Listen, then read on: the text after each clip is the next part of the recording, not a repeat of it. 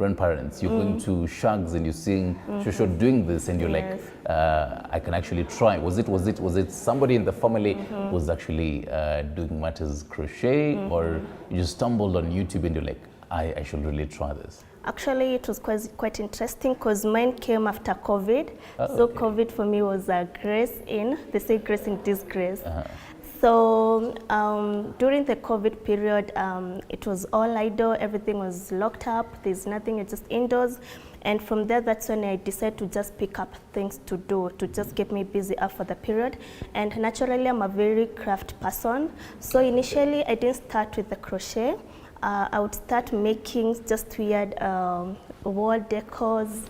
I would pick up the old clothes, turn them to a decorative wall decor. I would pick up just cartons and make something creative out of it. So in the process, as days went by, I noticed that there was a hook in the house. And so I saw my mom also keep herself busy during the COVID time in the house. So I was like, why not try out this thing? And from there now, I even forgot about all I was doing about the decors and everything. All my attention now fell there. So did you go to YouTube to learn? Or? My mom taught me first how to just hold. I didn't even know how to hold a hook. That was 2020. I totally didn't know how to hold the hook. Everything was just a mystery. So my mom introduced me just to so that I can actually learn. Maybe, hopefully, I'll ever try. Imagine this is a hook, my pen. So take us through, how do you do that? So this is a hook and this is your yarn.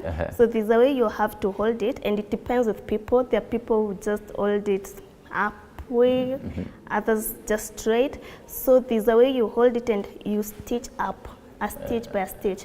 And by hook, there is the crochet and knitting. People often confuse that. Knitting, you use the two needles, the two knitting needles, and crochet, you just use a hook. So there's always that thin line that people confuse. Is it knitting? Is it crochet? So mine is crochet. I don't know how to knit.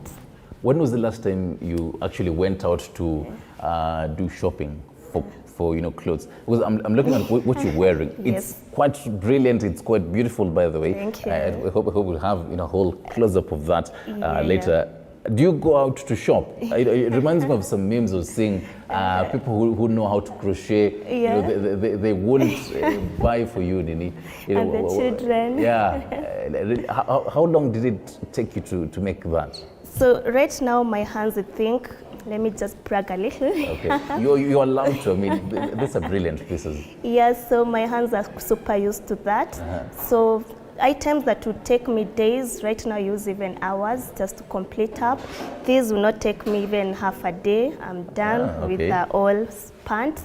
So experience has really put in my business, since now every day I'm on the hook. I sleep. I mean, every time I'm just on the hook. So my hands are kind of used to everything. Yes. Walk us through, because even what you're wearing, how do you do it? For example, you told Grace, come to this particular event, and you're like, what am I wearing? And they're like, you know what, I'm making my own. I'm doing a crochet. So how do you piece up everything together? Surprisingly, now for my outfit, sometimes I lack time to make my own outfit. So these I'm wearing often. If you see me with an outfit, I make at night. After I'm done with my business, I'm done with the orders. It's just a lot being your own CEO. So by the time you're remembering, oh, I need to make myself stuff, it's quite overwhelming. So my stuff I make in the late hours, or after I'm done with my business hours. From 5, sometimes I sleep at 3. I'm more of a night person than a morning person. So sometimes I feel myself working till 4 in the morning. So during those night hours, that's when now I get time to create my fashion. I try to make something out of the norm. Like the pants I'm wearing, I always wear, and people be like, who is your fashion stylist? I love hearing that. I was to ask that. You're your own full time. Personally, I think by nature I'm a designer. Since most of my stuff I just create myself. I don't like going to YouTube, then I personate what someone else has done. I just sit down, because now there's this notion of crochet. If you mention something crochet to people before even meeting me with this, the first idea will be the kofiyas, the old school sweaters, the vitambas of viti. That is the notion people have about crochet. But now for my business, I want to make it all different. What our grandparents brought up, what our ancestors brought up, how can we make them to fit our today's generation? I love and that. yeah, and for people, you can even go for an event in a handmade fashion wear, and like now the past notion of this traditional. So I'm trying to make mine as modern as possible. I make dinner dresses. I've worked with Hat the band during the Benso launch. I was glad to see Mordecai in my sweater. Wow. It was amazing. You literally had me when you said dinner dresses, and I'm like, right? I should. There is one. I think one should be showed up. In case she says it's Yeah. been too long, I'm like, don't worry, I got you. The fact that you mentioned most, getting into the youth right now, Yes. and having them actually, have this particular brand for them. Yes. Do you take us through most of your clientele? Are the Okay. youth? What do they mostly order? Okay. So my clientele is quite outspread. I get all manner of clients. I deal with kids wear. I deal with adult wears. Adult, I mean the teenagers that can make the crop tops, the summer tops, all kind of designer tops. I make all of them. I have a number of variety of them. I make the beach wears, that is the beach cover-ups, a number of different designs. I make the, other than the cover-ups, I make the dinner wears, as I said. I think we can show from the background, these the dinner outfits. I make now these unique fashion wears. I customize in case you have an event. There you have it.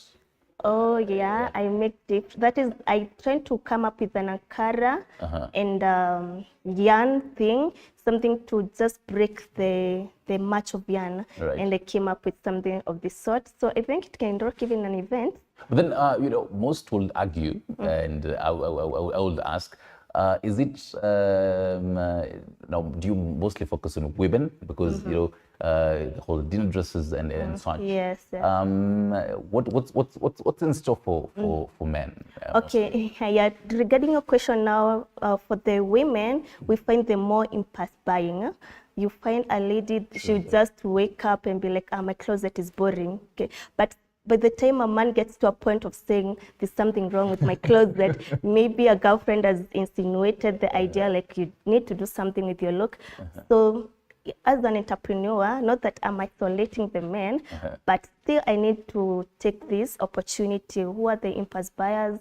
Who, when you're going for vacation, who will need the beach cover-ups more? It's the lady. Today she will want a blue one, tomorrow she will want a red one. So you see the ladies are more likely to buy more. For men too, I have a variety of them. The sweaters, I make quite different of them. I hope they can show up. The neck warmers, the Marvins, yes. All right. Yeah, the scarves. So this is a neck warmer. That's a neck warmer. Oh no, not a scarf. Not a scarf. Quite learning a lot today. Let's talk about money here. Yeah. You told this is 750, Bob. Yeah. So how many orders do you get? Maybe in a day, in a week? Does it translate to whatever you're buying? The whole material, does it translate? Okay, right now for my orders, I'm trying to link up with different places. I'm a supplier to different people. Right now, I'm supplying to Karen Blixen Museum for the curio shops. Yes, so especially during the peak season for the tourists, it's my busy period because now the tourists are coming, and you see now tourists get old, like, wow, this is handmade. Someone did this with their hands. So it's something to put in the curio shop. It's something interesting for them. They buy quite much, a lot of them. So the peak season in the tourism sector still keeps me up on fit in terms of my orders. Other than that, I market in my social medias, my Instagram, Facebook, WhatsApp, Twitter, TikTok, trying to be a bit active there. Other than that, I do exhibitions in different malls. Sorry to cut you short. Before you actually continue much as exhibition, I think you can mention your social media platforms. But even as we continue, people are right now, scrolling on the socials. You can mention them as you continue. Okay, so my social media, Instagram, I'm the Crochet Girl. The _ Crochet Girl. TikTok. You can spell crochet because they're like what's cr with K. Yes, so it's THE that is there. Crochet Girl is CROCHET and girl is GIRL. Okay. The Crochet Girl. That is Instagram, Twitter, the Crochet Girl KE, TikTok, the Crochet Girl 254. Facebook, I go with my name, Grace Peace.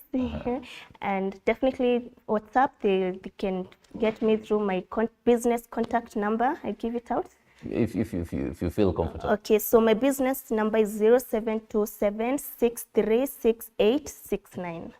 Right. Yeah. Now back to matters, what you're discussing, exhibitions. Let's actually get into that. How do you market then? Because yes, the social media platforms, people will come and they're scrolling right now and they're seeing, all right, this is beautiful. I would want to buy this. But then now the physical kind of exhibitions, how do you really market it out there?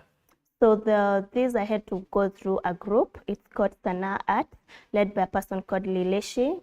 The handle is Lileshi Creations in case someone wants to join. So these they help entrepreneurs, that is the small entrepreneurs, go display their products in different malls, which I think it's interesting for us because now like the most recent is happening in Kitengela at Signature Mall. So you see the clients that I can't reach through my website, I can't reach through my contact list, I can go and secure a clientele in Kitengela. Right now I have quite a number of orders from Kitengela. I have people asking for classes. I have running classes for crochet, which I'll break it down maybe as we go on. Definitely, yeah, so you see, these expose you to different markets, to different destinations, and yeah, that's how I spread out my name, my brand, and make sure that people in different locations that maybe are not yet known, have not yet known me through my social medias, they can meet me physically and see my products physically. Well, then who's Grace out of making crochets and burning the midnight oil at 4 a.m., making crochets, businesses and teaching people in Kitengela how to do this beautiful stuff? Who's Grace out there? And how do you balance all that to what you do? Yeah, actually now before I go to the entrepreneur Grace, I started fully getting into entrepreneurship this year.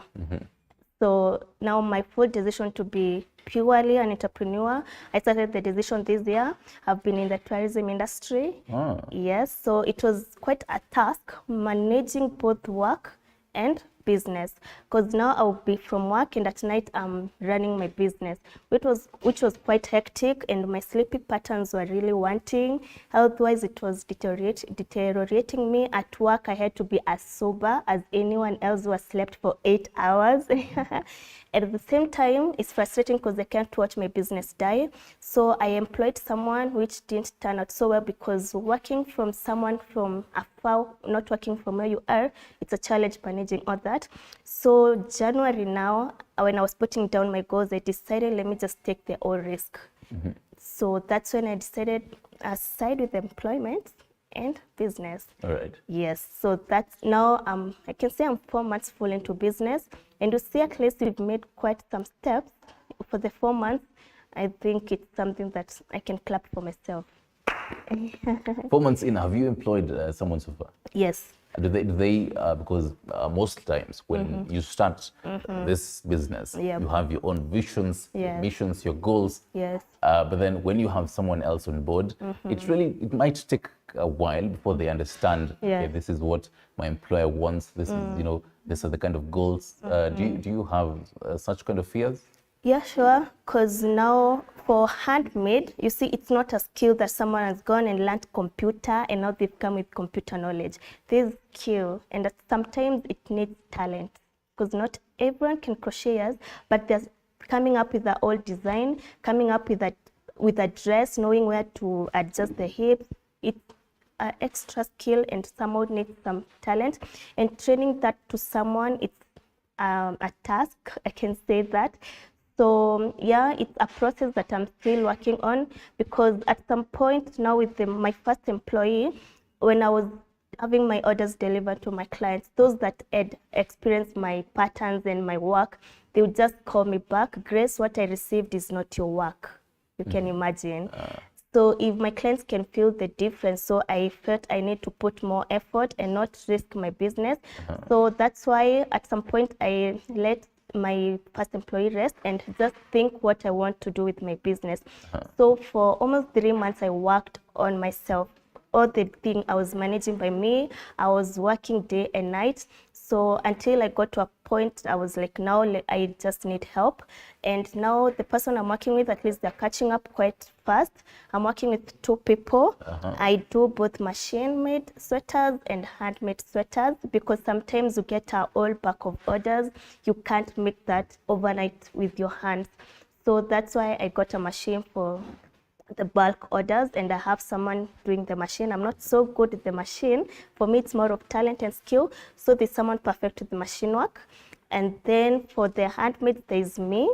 Me is now the major picture of the handmade and my helper. I call her my helper because she's catching up. And I was actually getting to that, the creative process on that. Let's say you start maybe at midnight. Yes. I don't know if you have music, as you work. I love having music as I work. Yeah. Okay, not obviously on air, but then when you start, walk us through the creative process. Okay. When you start, what do you do first? You look at the orders first and the creative process, and you sit maybe for some few minutes and you're like, right, this time I want to change it a little bit. How does everything start? So sometimes I can be making a dress, and in the middle of it, now the pattern just changes in my idea.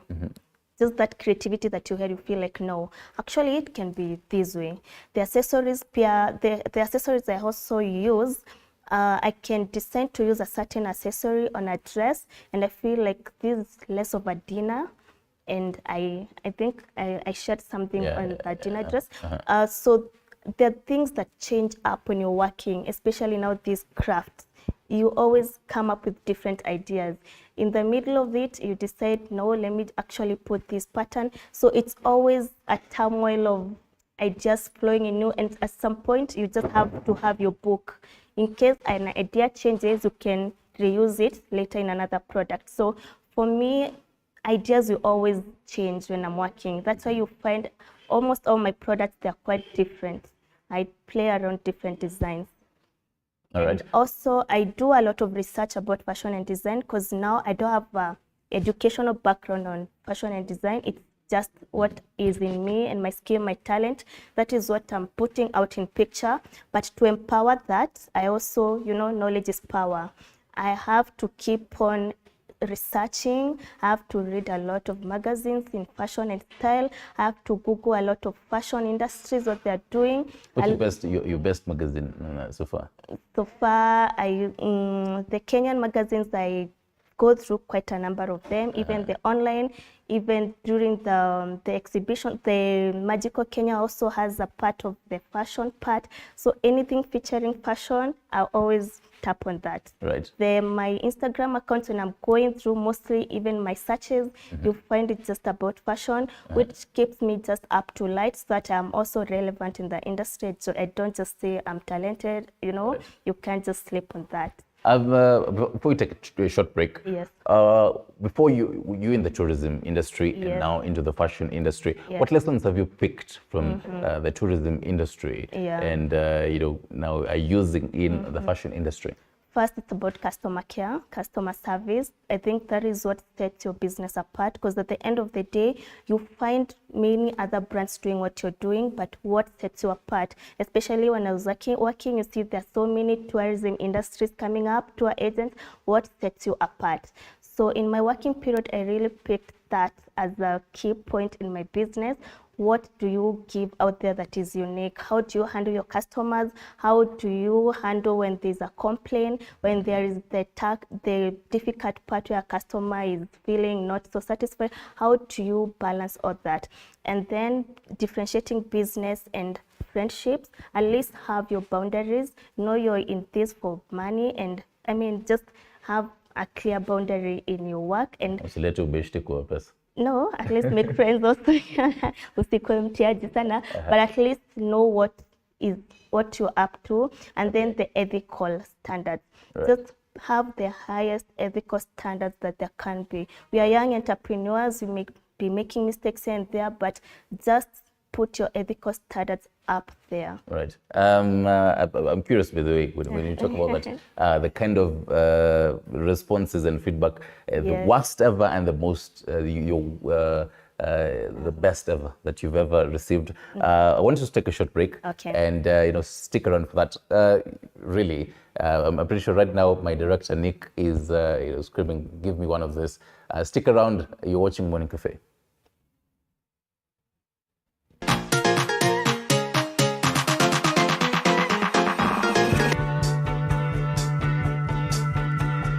Wakati mwingine kama weekend, mimi najiachilia. Hata ukumbuki hii story. Nikifika watu wangu wakinipokea na kupokeleka.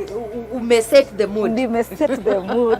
Naweza kupokeleka. Nikitumai kwamba mzima popote pale ulipo, nikikukaribisha katika kipindi Mfahamu Kiongozi. Jina langu Elizabeth Mutuku, na katika kipindi Mfahamu Kiongozi tunakupa nafasi kutangamana nao kila siku ya Alhamisi kuanzia saa 1:30 kuendelea siku nyingine. Tutapatana papa hapa umjue kiongozi mwingine. Jiunge nasi toka hapa hadi ufuoni mwa bahari.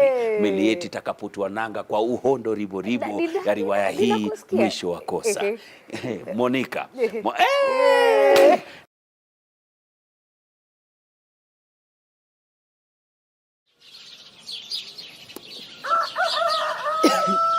It's early morning in Maralal. Start your morning informed, educated, entertained, and above all, know your country. From the beautiful plains of Samburu County to the skyscrapers of Nairobi, Morning Cafe certainly got you covered. Indeed, a beautiful place to watch and certainly a moment of understanding and knowing your country. Indeed, to the remotest parts of every county. Join me, Linda Alela, every weekday from 6 a.m. to 9:30 a.m.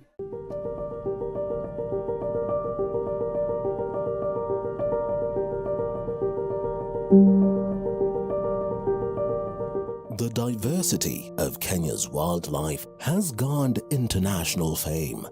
This is pellets that we give to the tourists, the giraffes. We ration because we don't want the giraffes to eat too much of this. We want them to have more of the natural browse. We may not always get the opportunity to go out to see the wildlife, but you'll never miss the opportunity to see it from the comfort of your couch.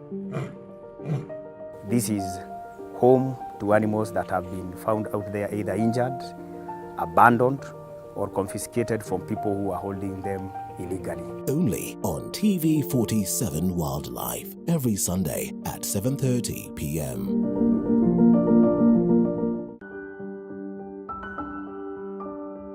Disability is a club that anyone can join. I live with special needs. It means I have a limitation. There are things I can't be able to do personally myself. And in our journey to talk about disability, we tell the stories of those with disabilities and even sit with specialists to understand what it means for those affected directly and indirectly. Everybody's life, mine has also been faced with ups and downs. If it becomes a self-stigmatized thing where you feel like you are judging yourself too harsh, you blame yourself, and you perceive that it happened because you failed. Join me, Zainab Mohammed, on Beyond the Limit every Saturday at 7:30 p.m.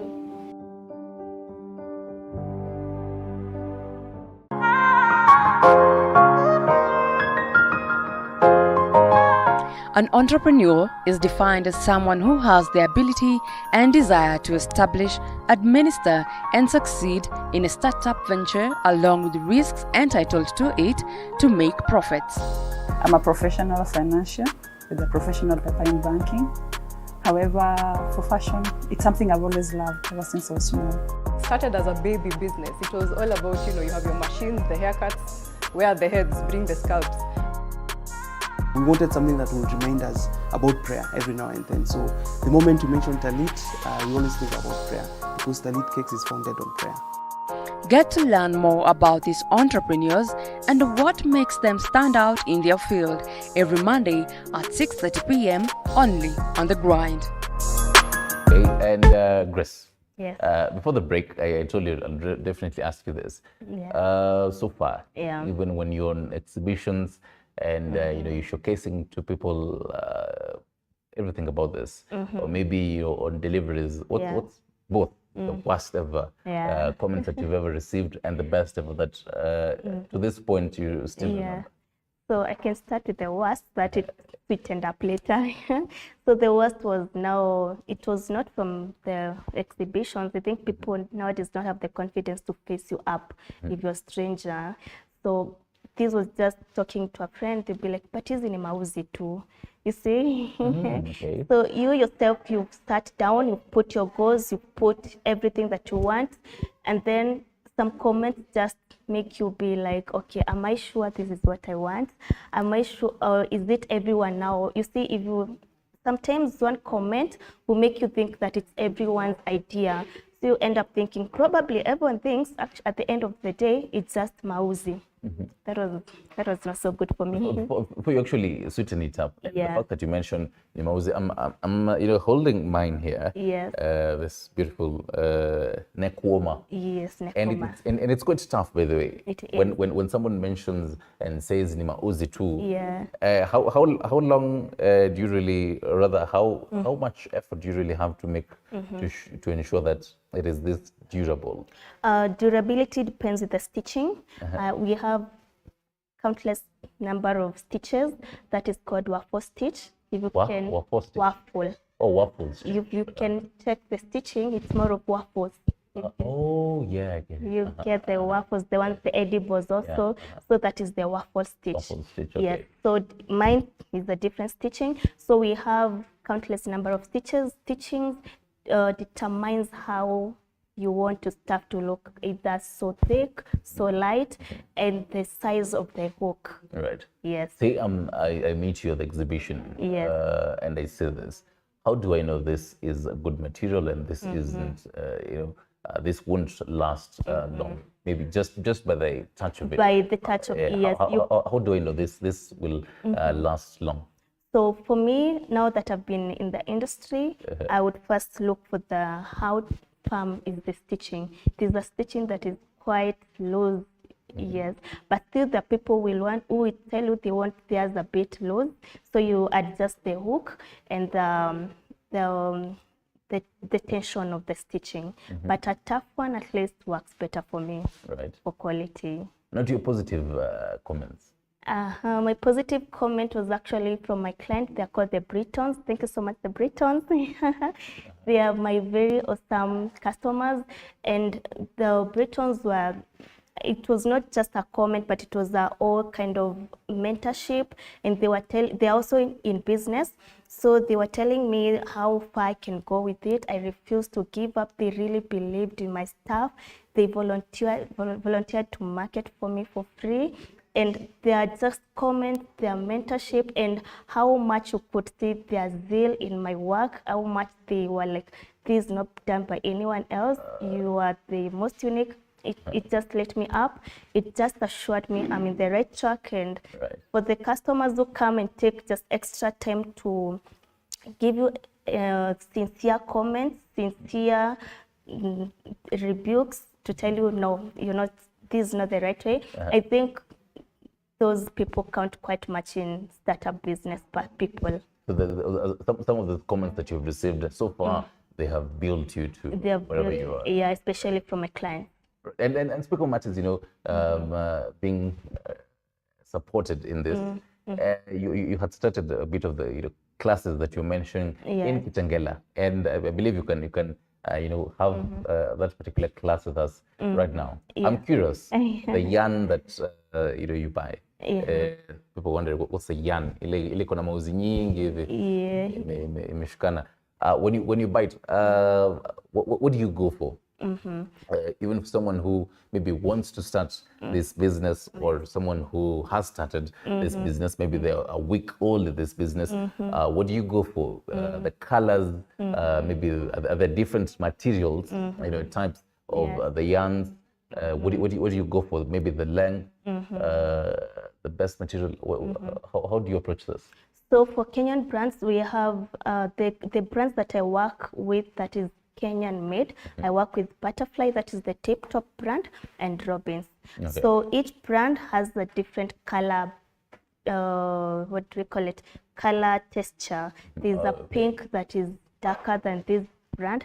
So I consider that when I'm choosing in between the brands, there's a black I would prefer in this brand over the other one. Okay. So I consider that factor quite much, and also the textures. There are textures that are a bit light compared to others. Like in the yarn industry, the light colors are more light compared to the dark colors. You find the texture of a black neck warmer is different from the texture in a blue neck warmer. It always varies with colors. I'm yet to understand why, but as I'm growing my business, I'm doing my research on where to get more high quality yarns. I'm researching about South African yarns and other yarns. I was advised of Israel also. So by the end of the year, one of my long-term goals is to go more dimensional with my yarns, to go more creative with the yarns that I use, and just try out other brands other than in Kenya. Of course, we have to support our Kenyan business. Definitely. But we need to also just understand what is happening out there and try to balance what works best here and not here. And now coming to my classes part. For my classes, I'm doing them one-on-one. I have 3 categories of my classes. There's the beginner classes, there's the intermediate classes, and then there's the advanced classes. For the beginner classes, mostly right now I'm working with students and children, because you see it's the holiday period. So right now parents don't want their children using gadgets. A lot is happening for social media, a lot of things that can really tamper with children's mindset, and parents are trying to fight their children from getting to social media, because you never know what distracts them, either negatively or positively. So that most parents have been coming to me, trying to talk to me to work with their children, input a new skill that can keep them busy over the holiday. And and from that, just to encourage my small students, whatever they make, I encourage them to make gifts for their parents, gifts for their friends. And other than that, just to encourage them, when they make stuff, I go and sell for them as I'm going to sell my pieces, and I give them the money, or I give the parents. So that encourages the small children to grow up, get interested in this skill. And you see, it's a creative way. Now they can't remember there's a phone to get to. They can't remember they need to watch this and this in TikTok. At the end of the day, you never know how these things tamper with them at the young age. So which age bracket are these children? Mostly I'm working with 10 to 14, there's one 18, yes. For adults, I'm yet to recruit.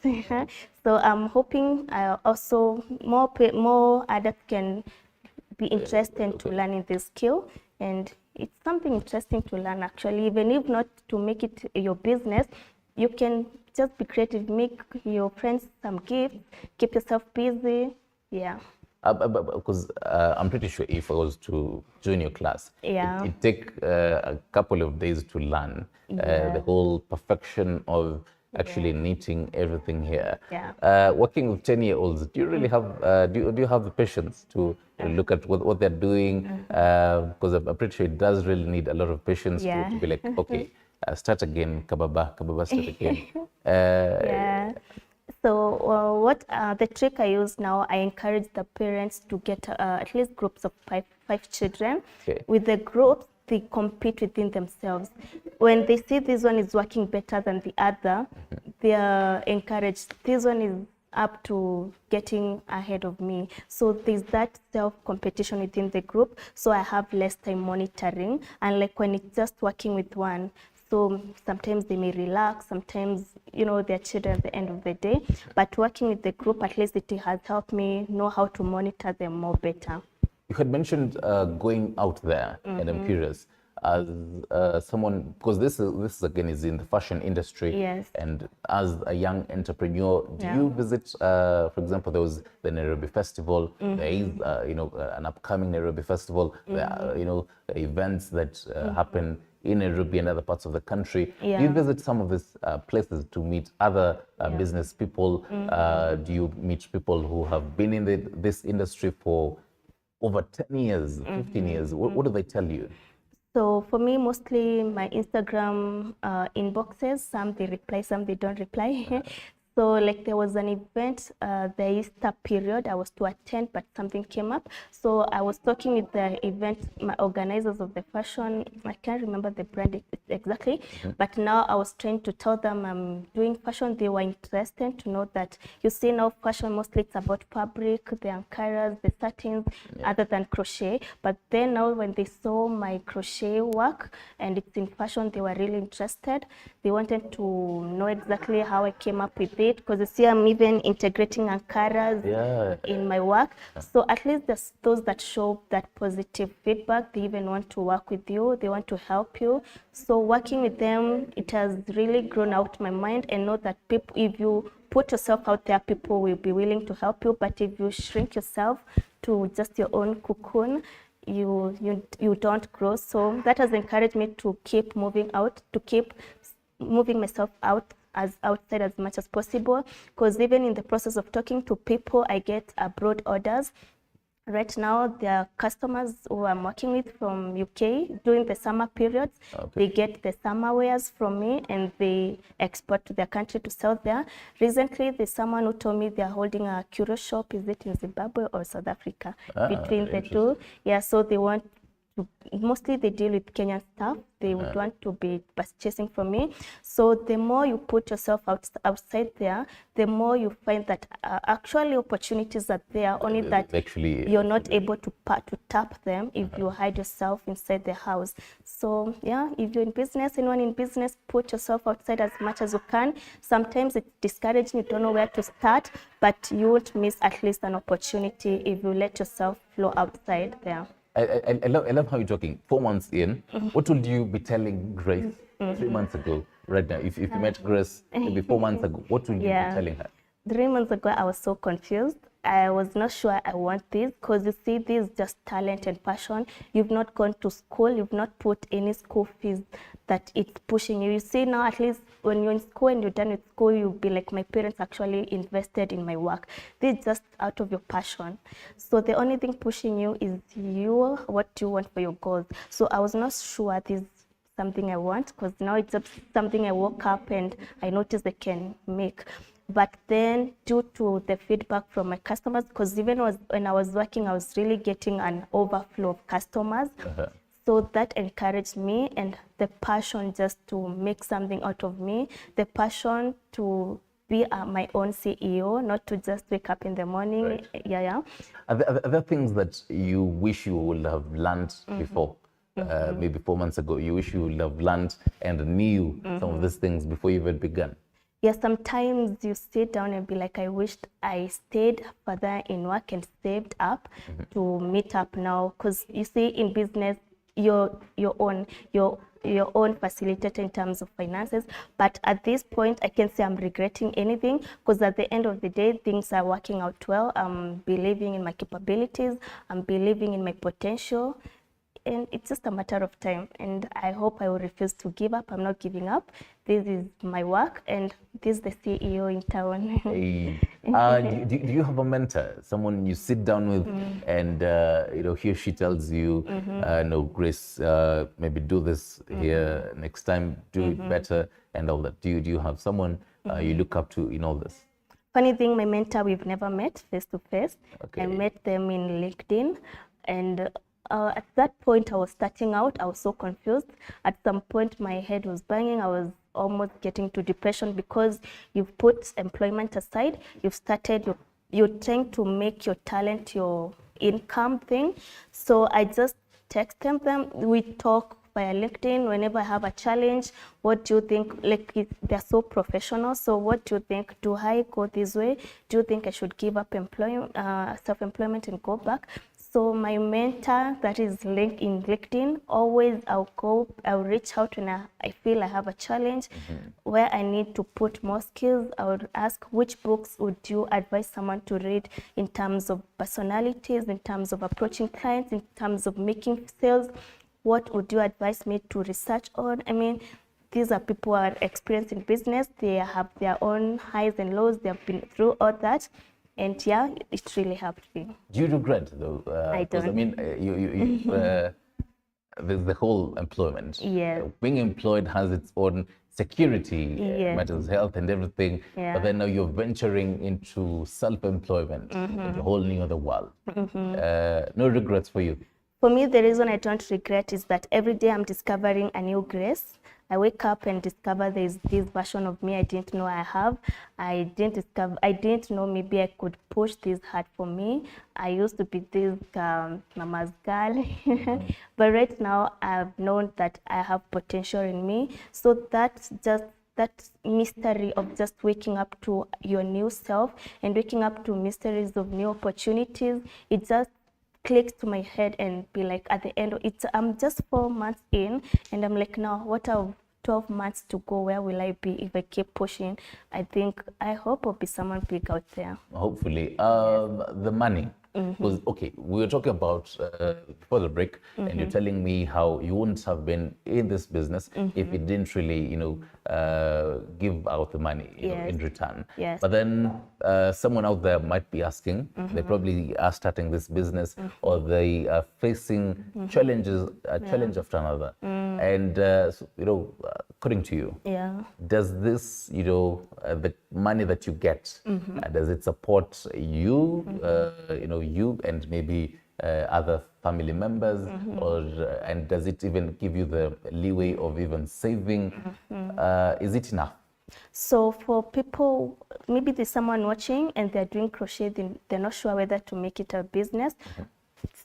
So first, just have everything in place before venturing, not only crochet, in any business.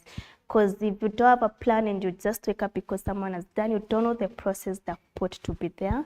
So for me, just crochet alone wouldn't be enough to sustain my lifestyle, my bills and everything. You have to be creative. Be creative, I mean, by your market potentials. Where do you want to target your market? Right now, I've also partnered with a government organization. It's called Micro Small Enterprise Authority, MSCA. So I partnered with them 2 months ago, and a number of them are watching. The people working there, I've requested them to watch because they follow up with my work. They want to know how is this small entrepreneur going on. So that has put me up on feet. They give free exhibitions whenever there's an exhibition going on in the country. They offer it for free. There's the regional exhibitions outside the country whereby they help small entrepreneurs go showcase their products outside the country. I think this year will be in Rwanda. It will be 18 days, fully sponsored by the government. Just have enough stock, because 18 days you don't go with 2 sweaters, tomorrow they're gone. The rest of the 17 days, what do you do? So you just have to have enough stock, take them to their office, they'll deliver for you. So I think partnering with these joints that make you pour yourself out there, it's also something to add into your bucket list of your finances. And then I'm also working, I think I mentioned it, the current Plixen Museum. I'm a supplier to their Curo shop. That also caters a part of my bills. The exhibition will cater a part of my bills. The classes will cater this other part of my finances and the savings. So if you have your good plan, if you also do a lot of consultations with yourself, you can't, especially now as we are we are young, maybe we've not had so much experience in business. You want to... And sorry to cut you short there, Grace, because I'm really running out of time. Do young people out there understand, I'm a young entrepreneur. I have amazing ideas in my mind. I have, creative ideas. But then I'm fresh from university, or maybe I am in university. So do young people out there understand that they can actually do, what you're doing, partnering with the government in doing all this particular, things? And telling this particular, maybe with the government, I will need a loan to do this, and this is how I get it back, and everything about it. Briefly, do young people out there understand all this? I think people don't take time to invest in knowledge, because for me, no one referred to this MSCA. It was through my research, through my being engaging in these organizations that I feel like can be of help to me. So it is through that I came across it. I took the initiative to go to their offices. I first went to Tally House, then Nyayo House. So I think young people should also be encouraged to seek information. Information is power, and lack of information still it's so Right. Yeah, it can live in darkness. Okay, the reason I'm smiling is because my director Nick is saying that he really wants the red neck warmer. I'll leave it for you. All right. Your social media handles once more, Okay. and your final words, Okay. your parting shots before we wrap it up. Okay, my social medias, in all social medias, the Crochet Girl, that is in Instagram, the Crochet Girl, Twitter, the Crochet Girl KE, TikTok, the Crochet Girl 254, and then my business number, anyone can reach me out through my purely for business. This is my business number. It's 0727 636869. Right. Yeah. Word of advice, baby? Word of advice to my fellow young entrepreneurs: refuse to give up. Refuse to give up. I love that. Yeah. Cheers. Nothing for that. And to everyone who's made this production possible, this is where we call it a wrap. Super producer Violet Njoki on matters directing, Sanik, cameras, Daviso, and on sound, Kivo. My name is Stanley Nyiringita. Have yourself a terrific